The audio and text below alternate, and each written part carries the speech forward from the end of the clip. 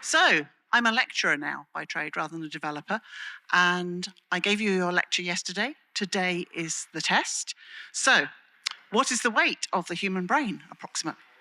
1.4 kilos. Very good. Well done. You pass. You get a lightning talk. Right. So, I was talking yesterday about how amazing it is that this 1.4 kilos of jelly can do incredible things. And we can do all the stuff that we've been learning about here and loads more, all with this.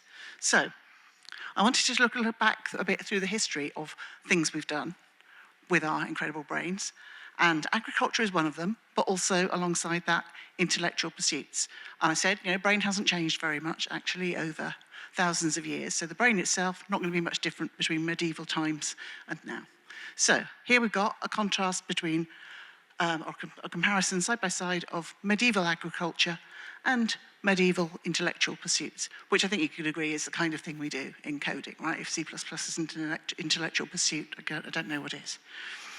So let's come forwards a little bit, or quite a lot, back to 1970s again.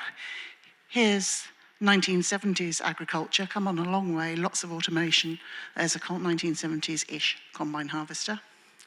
The intellectual pursuits now, still indoors, still in a specific place. As you can see, other way. As you can see on the previous, on that one, all indoors, all gathered in one place to do that, both to do the pursuits, all gathered in the fields to do the agriculture.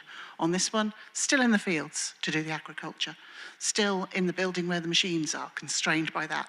The machine is essentially the field in 1970. That's where you've got to be. Let's come forward a bit to the year 2000, when the entire universe didn't actually collapse, which is quite good. I was part of helping it not do that. So, agriculture, still pretty similar. The automation is still changing things a bit in that the shapes of the bales have changed over the years to these great big round ones, which is a feature of being able to roll them by machine. And the office, so there are things in there that young people might not recognise. There are CRT monitors in there. What have we got? We've got a printer by your desk. There's a CD, and on the side of the desk there's a real men something or other sticker. I don't know what it says, and I decided not to pursue further and look. So, then we come to 2020. And in 2020, agriculture has to stay in the field because the crops have to be harvested. You can't leave the potatoes there to rot. You can't do that from home.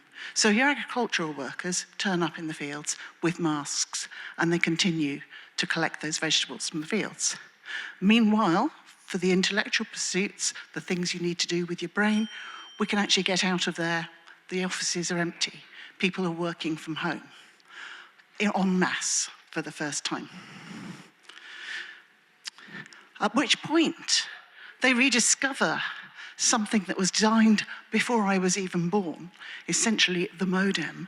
We can work from home. We can work remotely. This was a massive discovery in 2020. Despite, go on button. There you go. I'll leave that one there just for a sec, because this is a brilliant video from 1979 talking about all the marvellous possibilities that modems can provide. I'm not going to show it to you now, because Pete will then manhandle me off the stage and be up against the code of conduct. So do watch that one at your leisure. It's wonderful. So here we are in the 21st century with a machine out in the field. No humans, well, there might be a human somewhere, but no large numbers of people having to turn up in the field to pick radishes. Now, there are whole other issues you might think about with that, but radishes can be picked in that field. The humans don't have to be there. So how come lots of businesses are saying the humans need to be there when even the radish pickers don't need to be there? Why are we not letting them be in a place where they can use their brain to do the thing that are being paid to use their brain for and find the best possible flow state for them? So that's all I wanted to say about that. While I'm here, and I've got 30 seconds left, I just want you to make a massive round of applause for all my students who are not only at their first conference, but have just totally smashed it, giving their first ever conference presentations. They'd look good up here. Thank you very much to them. You've made me very proud.